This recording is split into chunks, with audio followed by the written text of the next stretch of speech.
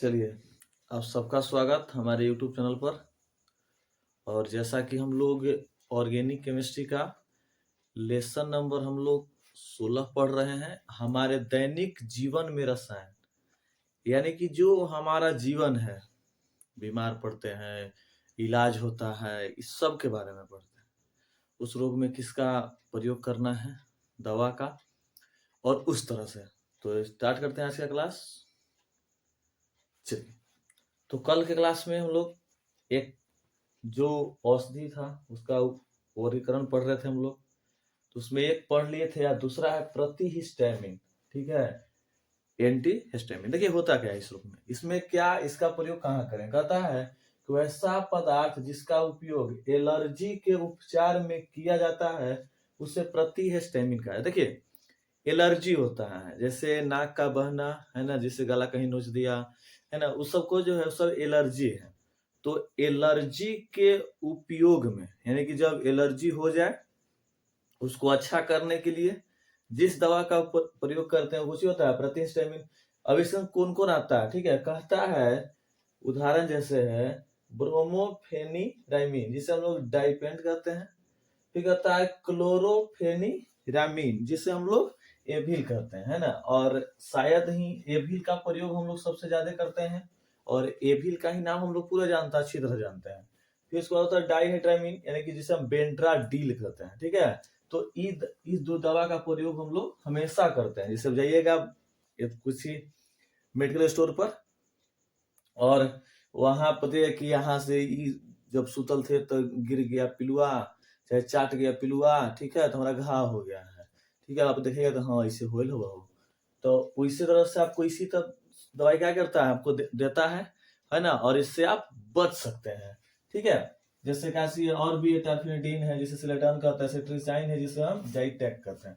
कहता है एलर्जी का कारण हिस्टामिन ही होता है। देखिए एलर्जी के कारण हिस्टामिन होता है, और हिस्टामिन के कारण ही होता है एलर्जी उत्पन्न होता है, और उसके लिए उपचार के लिए हम लोग प्रयोग करते हैं, ठीक है। देखिए यहाँ लिखा है नोट, प्रतिहिस्टामिन का उपयोग जो होता है कहाँ, छींक आना, जैसे कोई कभी कभी होता है बहुत सारा छींक आला, एकदम आछी आछी करके एकदम पूरा गाछी गाछी कर देलक, ठीक है। उसके बाद नाक का बहना, यानी कि सर्दी के पूरा एकदम फेंकित रहा, फेंकित आदमी का होले परेशान होले है।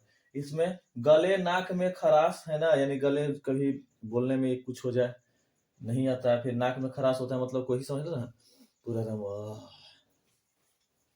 फिर कीड़ों के काटने पर खुजली में किया जाता है, यानी जब आपको बताए थे कि जब आप क्या होता है कि कभी कभी ऐसा स्थिति आता है ना कि हम लोग को लगता है कि अरे कोची तो काट दिलक है, एलर्जी हो है उस समय में, ठीक है। चलिए क्वेश्चन कहता है एक कि प्रतिहिस्टामिन अमाशय के अम्ल के श्रवण पर प्रभाव क्यों नहीं पड़ता है, ठीक है। कहता है जाहिर सी बात है डॉट लिखल है, डॉट का मतलब क्या होता है, ठीक है, जैसे जो बना,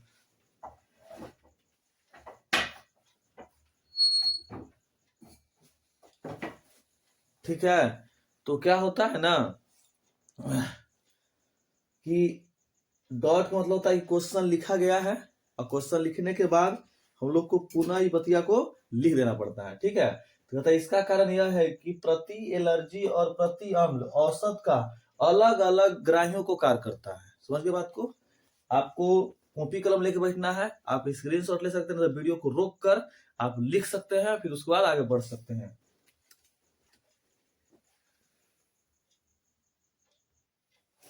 हो गया स्क्रीनशॉट। चलिए आगे, दो के बारे में समझ गए हम लोग कि क्या का प्रयोग किया जाता है। आते हैं तीसरा में। तीसरा कहता है प्रशांतक, यानी कि उपशामक, ट्रंक्विलाइजर, यानी कि इसका प्रयोग हम कब करेंगे, जब कोई तनाव में हो, या छोटी बड़ी मानसिक बड़ा टेंशन हो गया है, ठीक है, तो उस स्थिति में आप इस सब का प्रयोग कर सकते हैं, कोई दिक्कत नहीं आएगा, ठीक है। देखिए आगे सही क्या बात है। कहता है कि वैसा रासायनिक पदार्थ जिसका उपयोग मानसिक तनाव, चिंता तथा छोटी और बड़ी मानसिक बीमारियों के उपचार में किया जाता है। यानी मानसिक तनाव, जिससे किसी रूप से किसी टेंशन, जैसे क्या होता है कि जब कोई बच्चा कॉम्पिटिटिव एग्जाम करता है तैयारी, जॉब नहीं हो पाता है, तो बेचारा उसको तनाव बढ़ जाता है मानसिक रूप से, ठीक है। फिर कहता है चिंता तथा छोटी बड़ी मानसिक बीमारी है, जैसे पागलपंती, छोटी बड़ी है ना, ज्यादा नहीं। और चिंता जान ही रहे हैं कि भाई अब क्या होगा, अब जिंदगी में जैसे जो युवा आपको बेरोजगार है, ठीक है, सोचता है कि कहाँ कुछ काम मिल जाते हैं, बेचारा टेंशन में रहा है, ठीक है, उसको हम चिंता कहते हैं। क्या कहते हैं? चिंता। तो इस सबके उपचार के लिए जो हमें जरूरी है, ठीक है, उसका नाम है प्रशांतक टेम्परे। इसके लिए क्या दवा है? तो रेस्पाइन है ना, क्लोरोडाइऑक्साइड, मेप्रोड या इक्वानिल, ठीक है।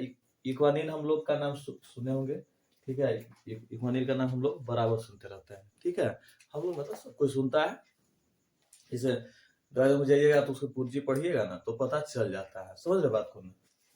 कहता है नोट में कि प्रशासक केंद्रीय तंत्रिका तंत्र पर क्रिया करता है। यानी देखो, जब बहुत ज्यादा चिंता फिक्र है, ठीक है, तो उस स्थिति में क्या होता है कि जब हम दवाई खाते हैं, तो दवाई खाते हैं तो जो तंत्रिका तंत्र है मेरा, उस पे वो क्रिया करना स्टार्ट कर देता है, ठीक है।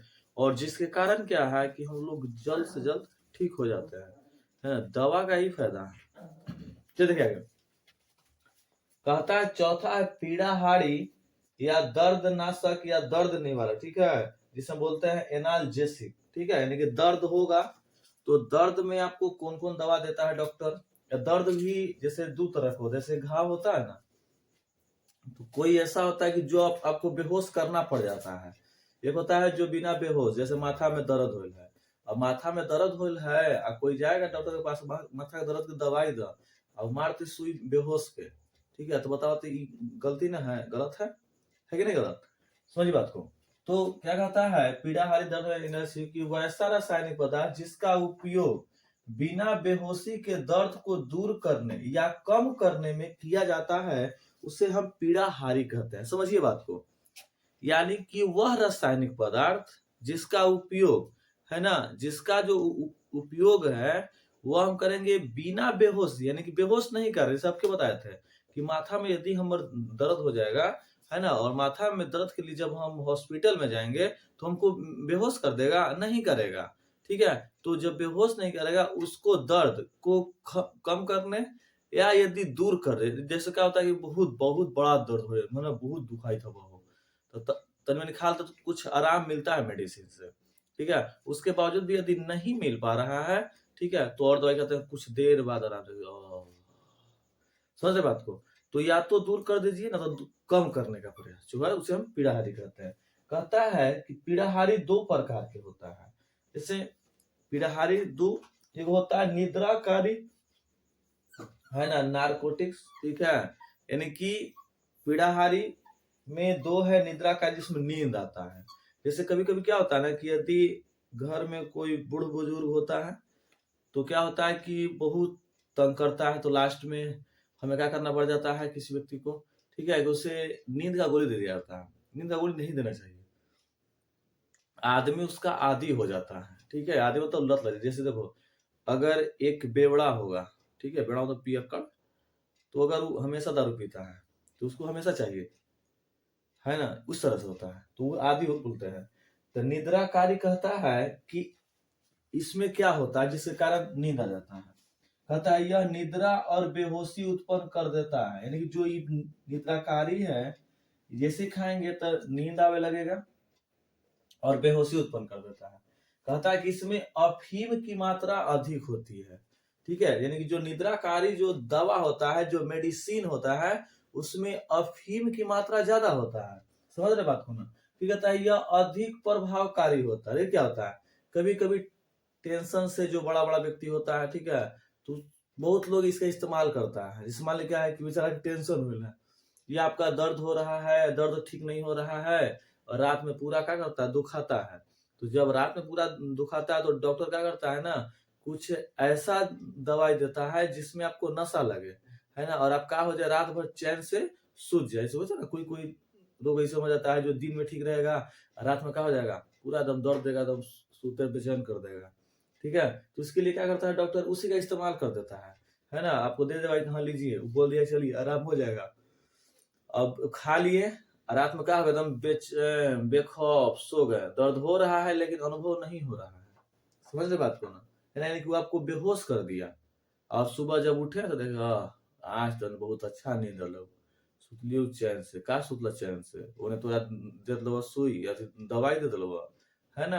तू हो गेला बेहोश, दर्द होइत हलवा, ठीक है? तो वो दर्द ठीक नहीं हुआ आपका। ये बात को ध्यान देना है, जब आपका कोई दर्द ऐसा दर्द है जो ठीक नहीं हो पा रहा है और आप मेडिसिन का इस्तेमाल कर ले रहे हैं और रात में चैन की नींद सो जा रहे हैं, तो आपका जो रोग है वो सही हो गया, नहीं सही हुआ। वो आपको रोग का वो दवा दिया, कहता है कि देखिएगा, ध्यान से रखिएगा, इसमें थोड़ा-सा नींद आता है। मतलब जान जाइए कि वो आपको नींद की गोली देने वाला है, ठीक है? लेकिन ये है कि नींद की गोली नहीं देता है, जिसमें थोड़ा-सा अफ़ीम की मात्रा, क्योंकि नींद की गोली में अफ़ीम की मात्रा बहुत ज़्यादा रहता है। समझ रहे बात को ना? चलिए, कहता है कि इसका उपयोग अधिक करने से रोगी इसका आदी हो जाता है। आपके बताए थे कि यदि हम इसका उपयोग बहुत ज्यादा करेंगे, जैसे रोज होता है, तो रोज कीजिएगा ना, तो आपको ऐसा लगेगा कुछ समय बाद, 1 महीना 2 महीना बाद, कि लगता है कि हमको नींद उंद आता उता नहीं है, इससे एकदम ताकत रहो, आज जो आंख लगी तो 12 बजे लो नींद ना भी थो, ठीक है? तो इस तरह से घटना होता रहता है। सोचते हैं, चल एगो जाए थी खा लेवे। अब जैसे ही वो खाते हैं, देखो नो टेंशन, है कि नहीं? समझिए, कहता है कि जैसे क्या है, मार्फिन है, हीरोइन है, कोडीन है, ये सब जो है जिसमें अफीम की मात्रा अधिक होती है। और आपको फिर से कहते हैं, आप कॉपी कलम लेकर ही बैठिए, ठीक है? पीडीएफ मांगे के कोई झंझटे ना, है ना? सर जी हटलन, स्क्रीनशॉट ले ली, खच दे, ठीक है? बैठली और आराम से तुरंते जब क्लास खत्म होला लिख लेली, ठीक है? उसके बाद भी यदि दिक्कत होता है तो आप कमेंट्स बॉक्स में नीचे लिख सकते हैं कि हाँ सर, ये बतिया ना समझ में आलो, ठीक है? हम फिर से क्या करते हैं बताते हैं, आप स्क्रीनशॉट लीजिए।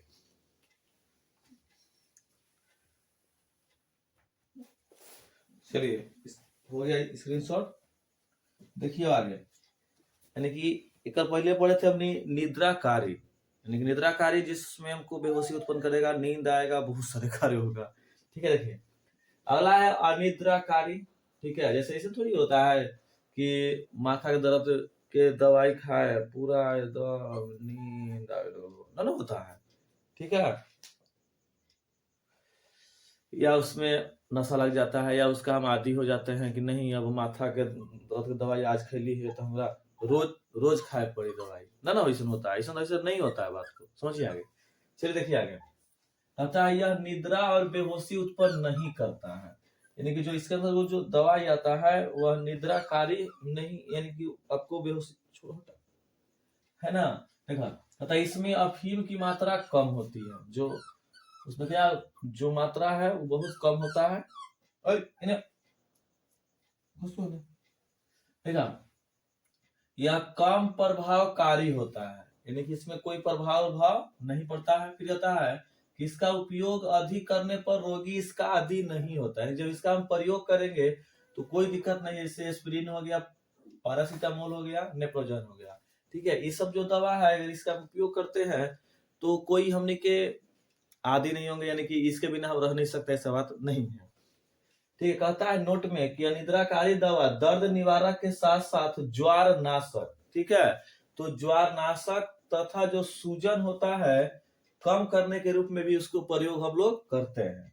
कहता है अगला, ज्वार नाशक क्या होता है, इसे बोलते हैं एंटीपायरेटिक। कहता है बुखार को कम करने के लिए, यानी जब बुखार हो जाता है तो बुखार को कम करने के लिए जिस रासायनिक पदार्थ का प्रयोग किया जाता है उसे हम क्या बोलते हैं, ज्वार नाशक बोलते हैं। यानी बुखार हो गया, बुखार को कम करने के लिए जिस रासायनिक पदार्थ का हम प्रयोग करेंगे उसे हम ज्वार नाशक कहेंगे। समझ रहे बात को ना? जैसे कहते हैं एस्पिरिन है, एनाल्जिन है, और पैरासीटामोल है, और नोल्जिन है। बात समझ में आ रहा है? ठीक है? अब वीडियो में बने रहिएगा लगातार। जो भी नहीं वीडियो देखे हैं वो नीचे बहुत सारे वीडियो हैं, अब उस वीडियो को वॉच कीजिए। यदि उसमें कोई प्रकार की दिक्कत है तो आप कमेंट्स कीजिए, ठीक है? कि हाँ सर इस प्रकार दिक्कत है, उस टॉपिक्स पे आगे बढ़ाया जाएगा और इस चैप्टर को पूरी अच्छी तरह से फिनिश करके छोड़ा जाएगा, यानी कि इसका क्वेश्चन, ऑब्जेक्टिव सब करा के छोड़ दिया जाएगा, ठीक है? फिर अगले लेसन में लगेंगे हम लोग, ठीक है? इस तरह से पढ़ते रहेंगे। और सबसे जरूरी है रेगुलेटरी बढ़ाइए, और उसके बाद आप, हम इतना मेहनत कर रहे हैं तो आप भी मेहनत कीजिए, अपने दोस्तों के साथ इसको शेयर कीजिए। अगर वो सब्सक्राइब नहीं किए हैं तो उनको कॉल कीजिए, मैसेज कीजिए कि भाई ये कर देना सर जी हथिन, है ना? क्योंकि आपका सपोर्ट ही हमारी सफलता है। समझ रहे हैं? तो आप इस वीडियो लिंक को शेयर कीजिए, दोस्तों के साथ बैठ रहे हैं। जो दोस्त आपका सब्सक्राइब नहीं किए हैं, वो दोस्त को मोबाइल लीजिए, 2 मिनट का काम है भाई मेरे, आप उस पे सर्च कीजिए, कर दीजिए सब्सक्राइब, छोड़ दीजिए। ठीक है? तो इस तरह से कीजिएगा, तो हमें भी थोड़ा-सा मिलता है कि हाँ, चलिए हमारे प्रति बच्चे इच्छुक हैं, मेहनत कर रहे हैं, तो हम मेहनत करने में कमी क्यों करें? ठीक है? आपके लिए दिन-रात एक करेंगे, बस शर्त यही है हमारी लगातार कोशिश जारी रहे और आपका भी लगातार कोशिश जारी रहे और हम लोग मिल के पढ़ेंगे और 2023 के एग्ज़ाम को ऐसे ही फिनिश कर देंगे। मिलते हैं आपसे नेक्स्ट वीडियो में, तब तक के लिए जय हिंद।